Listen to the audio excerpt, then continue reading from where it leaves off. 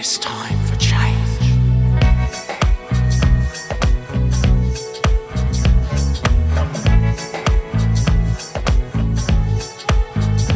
Welcome to OverSoul, One Voice We Are One. And we are in episode 2. Last week, episode 1, I said, words to the effect, and I quote, I would love to have the opportunity to interview individuals within this series. We're in episode 2, and it's such an incredible privilege to be with a pioneer, an innovator, a transformer of how care should be administered. Graham Atkinson, red pill pharmacist, as I know you're known. Welcome, and thank you for being here. Thank you, Ray. Thanks for the invitation. Theme for this episode, which you might think, how does this work with somebody of Graham's experience with the NHS? Over the last couple of years, Graham's going to share more information in a moment. And I often think, who better qualified to talk about themselves than the person? But I suppose we could say particularly the last couple of years with the experience of COVID, the experience of your job, your career within the NHS, and how that's changed. Yeah, thanks, Ray. So I'm a pharmacist. I guess that's one of the labels that's been applied to me over my life. I'm not sure it's going to be an appropriate label going forward, but that's the one we'll use for now. So I qualified as a pharmacist in 1988 after probably a difficult childhood. You know, I was not particularly conformist. I was a bit of a quiet rebel at school. I was bullied. I didn't like school. I didn't like a lot of the lessons I went to. I was always asking too many questions. I was just the awkward little boy, really. And I chose to be a pharmacist, although to this day I still don't know why I chose to be a pharmacist. It's a bit of a mystery, but I qualified in '88 and I had an initial career with Boots the Chemist. I went down the management career side very early. I sort of turned my back on the clinical side. It never really resonated with me. I was more of, and still am, more of a system organiser.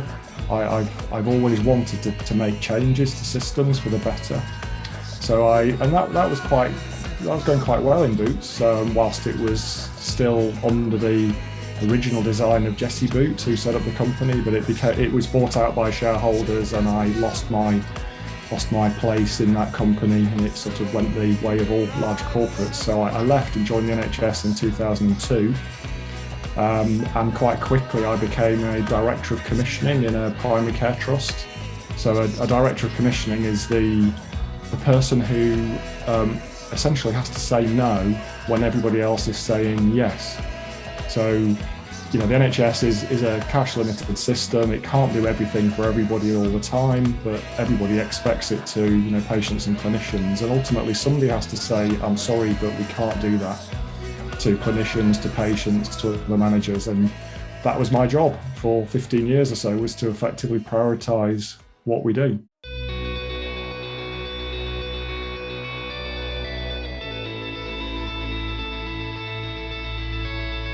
Get up off your knees.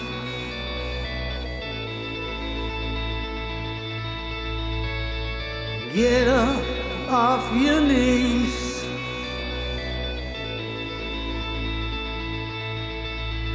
I know you're going to explain this in a moment. You read very well, because I know you could tell I was kind of feeling to ask something there.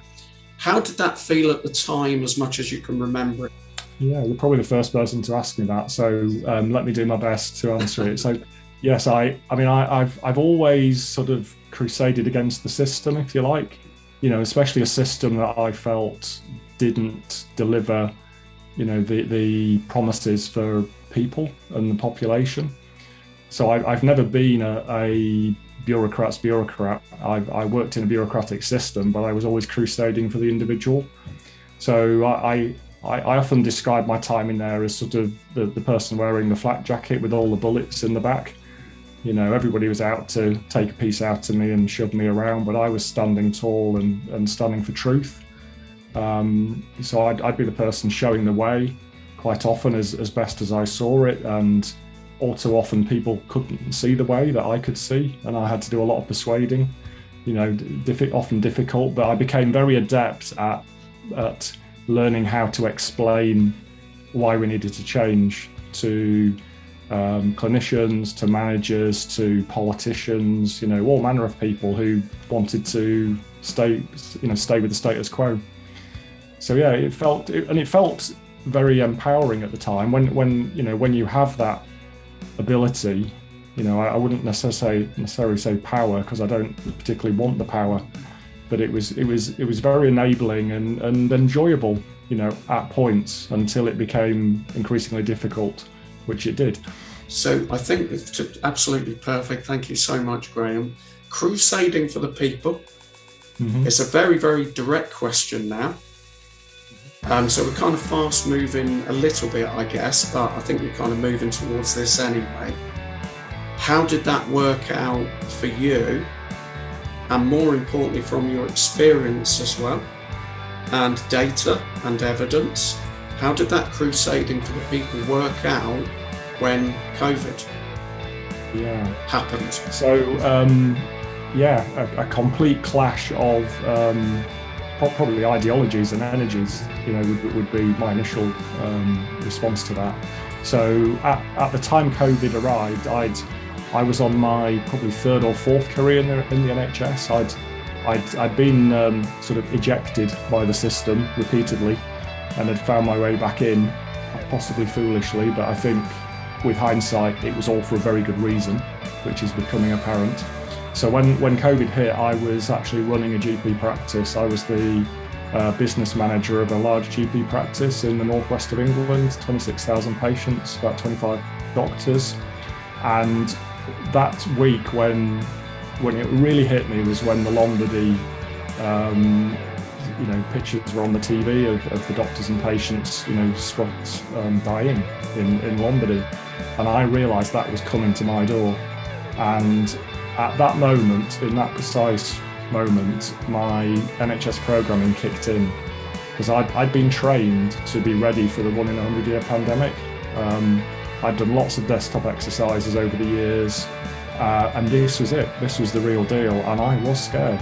And I seriously questioned whether I could lead my practice and my 125 staff through a pandemic and watch people die around me.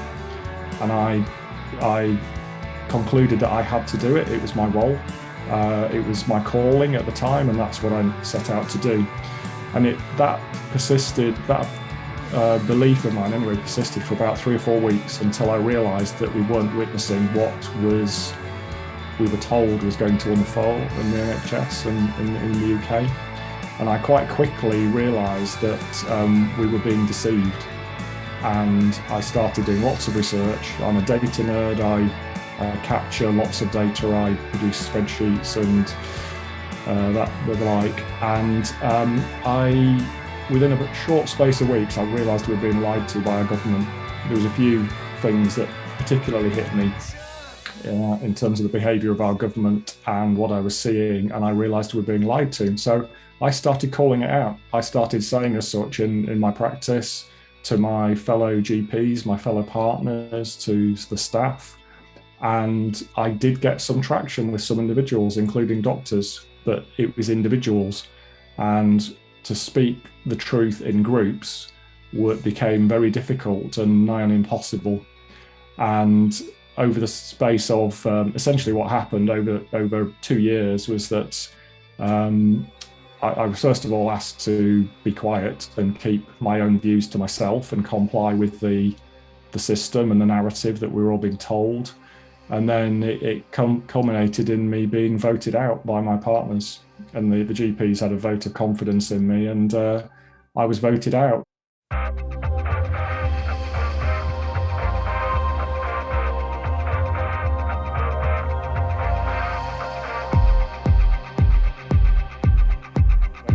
And at that point I said, well, that's fine, because I'm going anyway, so can we agree that I disappear out of the system today?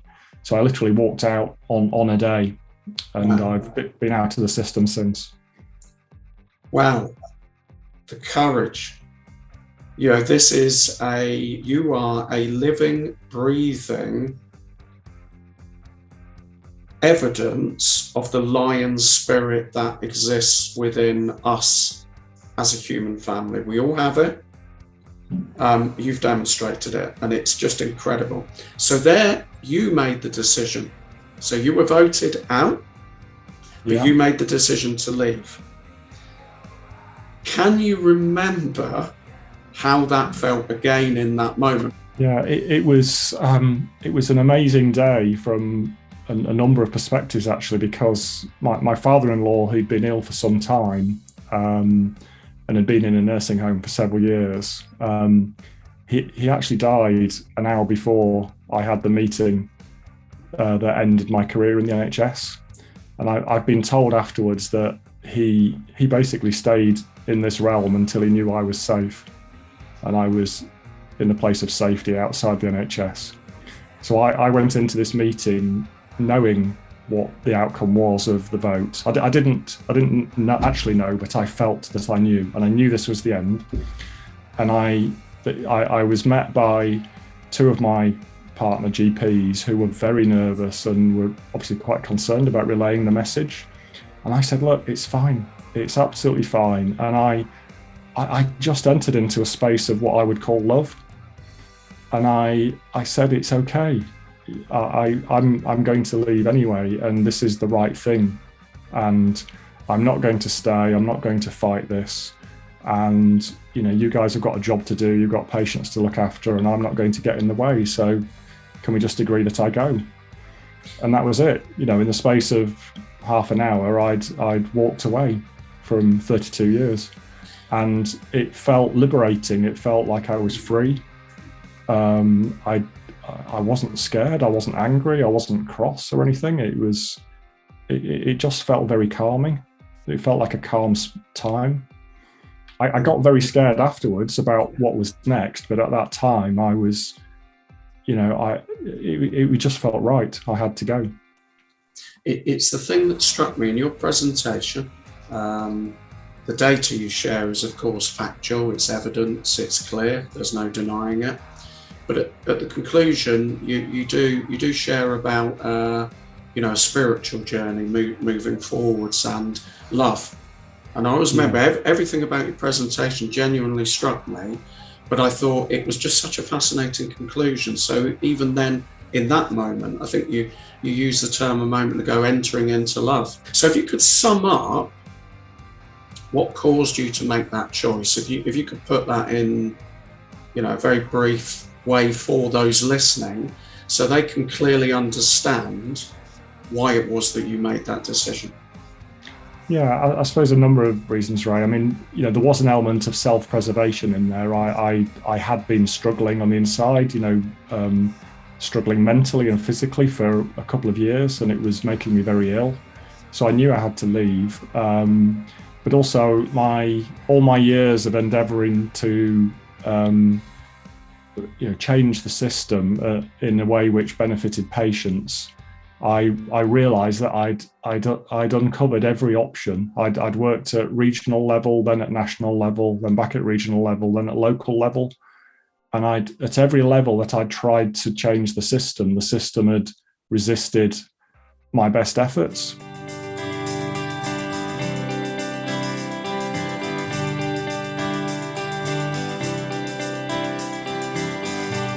No evil, you need to know evil to truth see. Unbelief we must reconcile, see, hear and speak. So I'd resolved to let go, and that was one of the hardest things, because I genuinely saw one of my roles was to, particularly in a pandemic, was to help look after and protect those 26,000 patients and 125 staff. And one of the hardest things was accepting that I could no longer help them, and I had to leave and do my best to help them from another avenue, another angle. So I'd resolved to leave, and I didn't know what I was going to do. I really didn't. I had nothing to go to. but I guess I had, looking back, I guess I had faith, or maybe my intuition told me that one day I would be able to return to this and do a better job. You are a great energy. You are a great creator, 100%, very much so, and I've experienced that with you. So let's talk now about liberation. You've already mentioned liberation. You've mentioned about being inside a system. So how did you cultivate cult-free thinking? Yeah, that's a great question, Ray. I mean, one of my survival mechanisms during the, once I'd woken up, if you like, and realised that this wasn't the 1 in 100-year pandemic, I very quickly had to learn to survive in that system. And I very quickly used a favourite movie of mine, The Matrix. And it'd been some years since I'd watched it, but I obsessed about The Matrix again. And so many of the scenes in that movie seemed so apt and appropriate for what I was seeing and experiencing inside the NHS. And I quickly came to use the metaphor that the NHS, my job, was this illusionary role inside a matrix. I was effectively playing a role in a film or in an illusion. And that became my salvation in a way. I had a good friend who I used to go running with at lunchtimes, and we used to say, all right, we've dialed out of the matrix, we're off for a run. And then I'd have to finish my run and dial back into the matrix. So that's how I saw it. It's the only way that I can make sense of what I was seeing, because I was applying logic and reason and evidence and facts and trying to talk about them, but it wasn't resonating with people. It wasn't even possible to get people to discuss facts.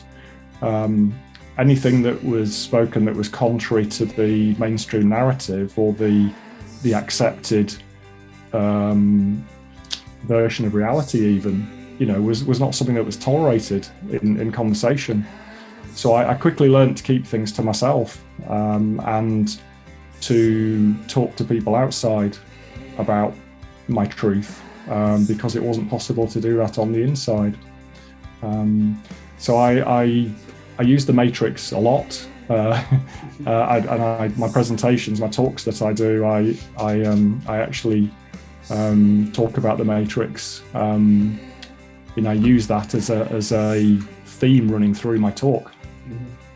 And I think I said to you the other day, Ray, I keep thinking that my talk is, the topic has expired now and I need to move on, but it's still resonating with people 6 months after I first started using that talk. So do you know what, the way I could compare our experience, and this is fascinating because our experiences are unique to us. So I'm just going to share just a moment here. In my opinion, in my viewing what you've done, you've opened a door of truth. Now, I've done the same myself, but what I did, and I get where you're coming from, is I closed a door on previous experience. So I was part of the religious cult Jehovah's Witnesses for decades. And yeah, during that experience being inside, there was a lot of good things, and it was a good place to be because I was inside. Towards the end, when I started changing my viewpoint towards certain things, it became a very uncomfortable place to be. And I felt trapped within it, very similar to what you said. But when I left, so when I exited, which of course is a choice to stay, a choice to go, I chose to go. What I decided to do was not only close that door, but lock it and not actually share that experience with others. One thing I've learned only in the last 6 months is the incredible benefit of the experience that I had to share with others. Yeah. Because indoctrination, systemic mind control is the same whatever the institution is. Of course. And I know the conversation we had, which again is the universe is synchronicity. You talked about it was a cult. You talked about being in the cult of the NHS.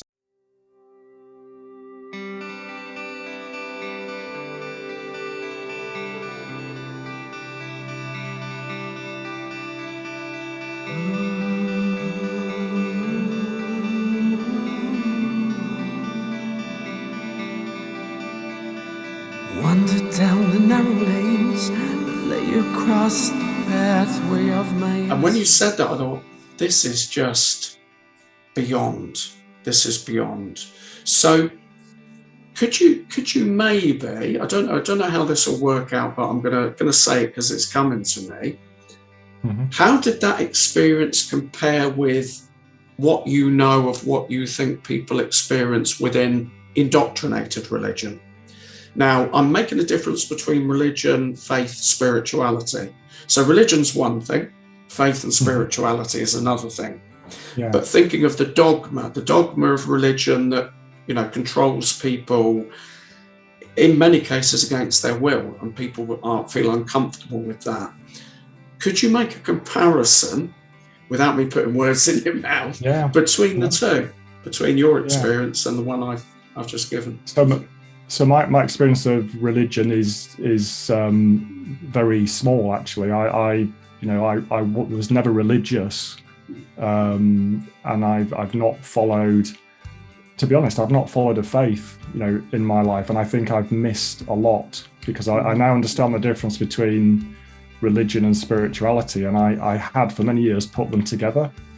But to try and answer your question, so from my limited experience of a religious cult, I guess it is probably in that environment, it's quite hard to point to factual evidence that your faith is actually real. And I don't mean that disrespectfully to anybody who's religious, but whereas in the NHS, the facts, the reality are all around you, be that patients dying or patients living, be that a drug working or a drug trial results. There is so much objective information all around you. You're drowning in it. And maybe that's the problem. There's so much data, there is no information, or it's hard to see the information in the data, and it's certainly hard to glean the intelligence from the information.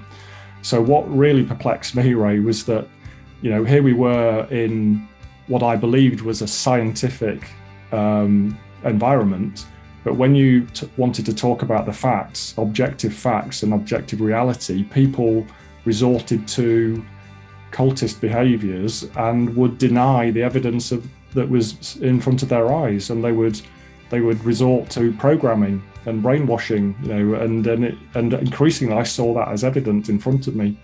And I now call, I've heard the term scientism, so it's not a science, it's scientism. It's actually a cult. Different experience, different environment, different institute, part of an establishment, but the process effectively is the same.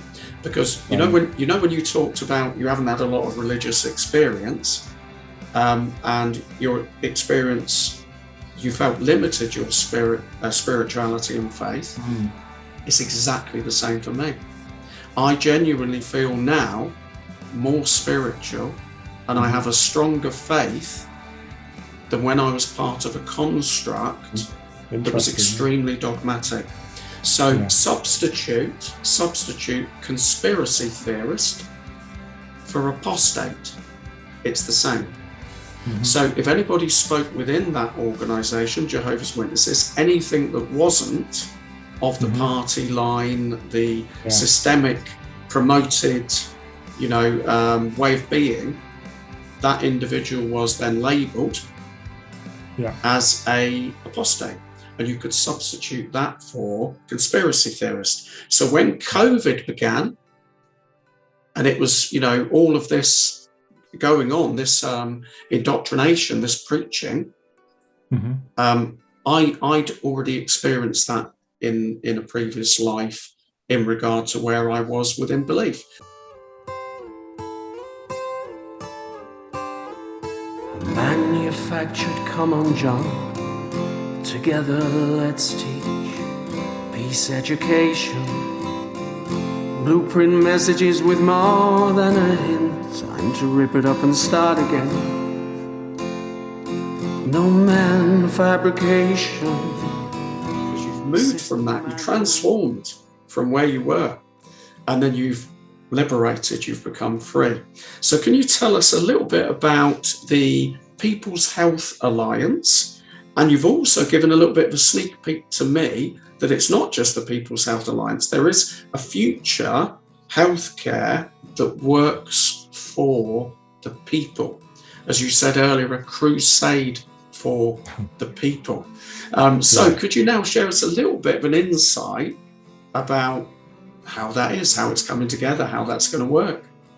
Sure, Ray. So I'll maybe just give a little plug now to a couple of blogs I've written recently, because I'm sure we can put the links out to those. But in fact, again, synchronicity. Just today, my latest blog has been published, which is basically answering the question you just asked me around the cultish behaviours and why good clinicians, good people remain in a cult.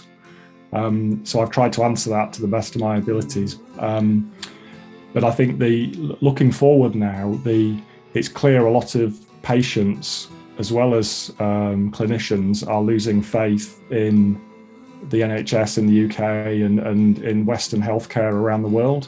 The last 2 years, as terrible as it's been, one of the blessings is that it shone a very bright light on the inadequacies and the problems in the system. And that now is becoming very visible to those with eyes to see anyway. And patients, large numbers of patients, and increasingly, significant numbers of clinicians are wanting to work or work in or benefit from a different system. So, it may come under a number of names, natural healthcare or true healthcare or people's healthcare or community healthcare. So across the UK certainly, and I'm sure across the Western world, communities of like-minded individuals are coming together, be they patients or teachers or carpenters and healthcare clinicians, and a new society is being formed around us. It's happening right now, and within that new society will be a new healthcare system. So. I've blogged about this recently, and it's increasingly going to be where I put my energy. I think part of my role is to because you're talking about closing doors to the past, and I think I've learnt in the last week definitely that my role now, my purpose here, is to keep that door open in order to shine a light on the inadequacies of the old system. In order for me to show the way towards the new system. And I think increasingly what I'll be doing, Ray, is contrasting the old and the new in order to highlight a difference that we need to see in the future. So the creative energies that are now coming through all of us, and I every day I bump into people who energize me, and they say I energize them. I don't know how I'm doing it, but I'll keep on doing it. It's beautiful. So we're creating the new, and it will be created, by the people in the community, and it won't be something that's been created to serve the people at the top. The old system was created hundreds, if not thousands of years ago. And the healthcare system is just part of that. And it's been created by those at the top, for the benefit of those at the top.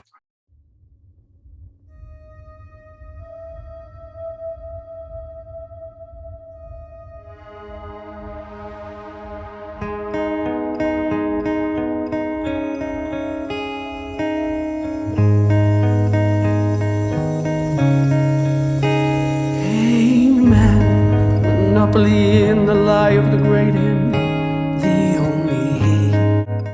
And the new system, the new society that we're going into now is going to be so different. It's going to be for us, and it's beautiful. And from a clinical point of view, it won't be about healthcare. I think healthcare has become a tainted word. Healthcare in the Western world is actually a business that's designed to make money out of ill people. So you need lots of ill people in order for the business to survive. Now, the new healthcare system, we don't want ill people. We want healthy people. We want people who don't need the services of a clinician. It will be a success when there are no customers left.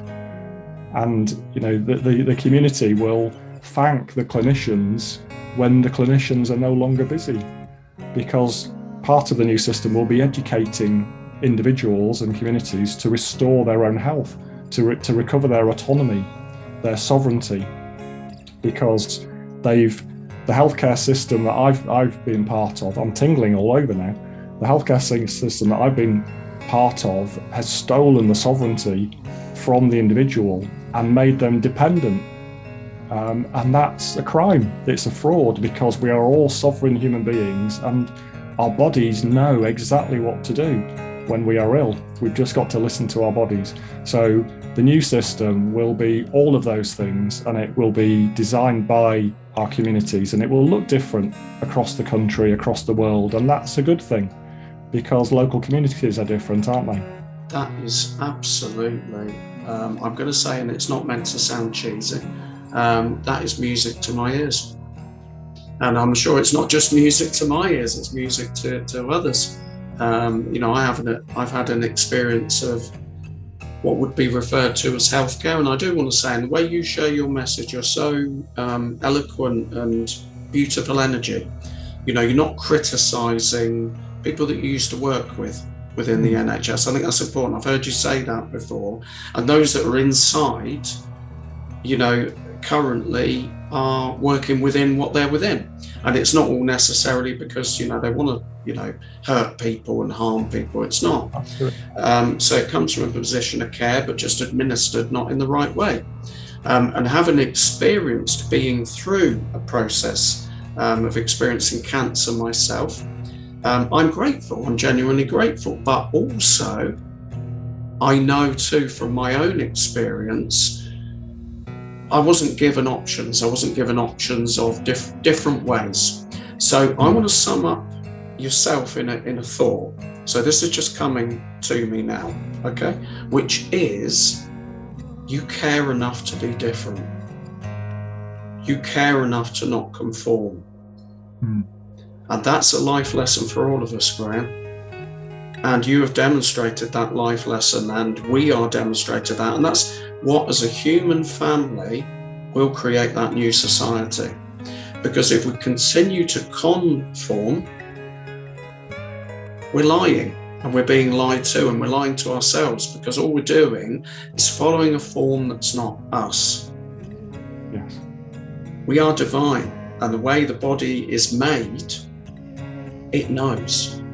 It has its own intelligence within the fibre of us. So to have somebody with your experience, it really is so exciting, because this is about the future.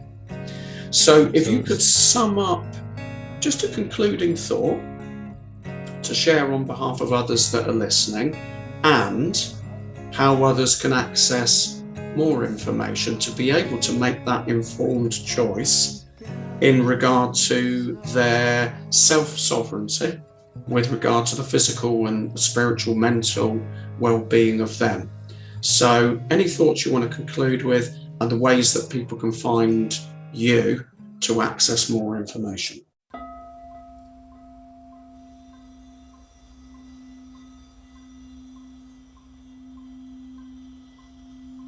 You can find me at the redpillrevolution.com. I'm sure you'll add the links in. So yeah. I'm speaking, I'm blogging,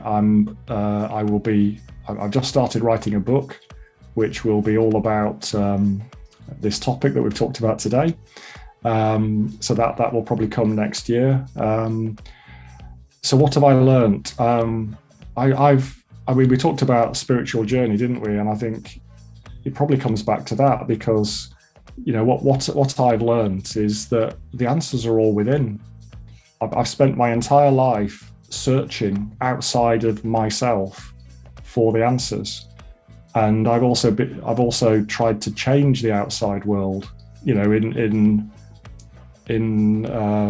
fit my beliefs or my image of what the outside world should look like. And what I've learned now is that doesn't work, and it's not a very fulfilling exercise. I genuinely now look back on my career and all the pain that I've gone through as a blessing, because I believe I've been shown. I've deliberately been shown. I think it's been designed this way. I've been shown what doesn't work, and I've repeatedly been shown this in lots of different settings. And I'm on a different path. And every day I wake up and if I don't know what I'm going to do today, I don't know where I'm going to put my energies. I can take comfort from the fact knowing that I actually do know. It's all within. And the synchronicities that have come together in my life in the last 6 months are absolutely remarkable. Just today there's 2 or 3 things happened, and it's such a blessing. So I would say to everybody, have faith in your body, have faith in your soul, have faith in your spirit, because you will find your path. We will all find our path. And when you do that, the energies that you give out attract the same energies. And suddenly all these people come into your life that you feel like you've known all your life, but you've only just met them. And I'd say that about you, Ray, and it's beautiful. So the future's, I'm extremely optimistic now. Just this last week, I was feeling quite dark about a week ago, but this last week I've been on a different level. I feel so hopeful for the future now, and I'm just spreading that message wherever I can to people. And every time I bump into people who perhaps lost a bit of faith, I do what I can to help restore that faith in them. Wow. And all of the links will be in the description. I'm going to be sharing snippets from our interview as well. And Graham, thank you so much. Thank you so much for every part of your life, for your darkest moments. And they were a challenge to you, and they were a challenge within, your family and your circumstances, but you have risen, you are rising more, and together we will, and we are connected, we are together. One voice, amazing. It's just been so beautiful being with you. Thank you, Graham. Well, thank you, Ray. Thank you for all you do. I mean, I've started listening to your music, and I have to say it's so uplifting, and I find it very empowering. And I'm going to be using it repeatedly now when I need to create, and I know that's what you've designed it for. Completely. And the synchronicity of us coming together and you providing music to help me create, I'm extremely grateful for. So thank you. One voice, we are one.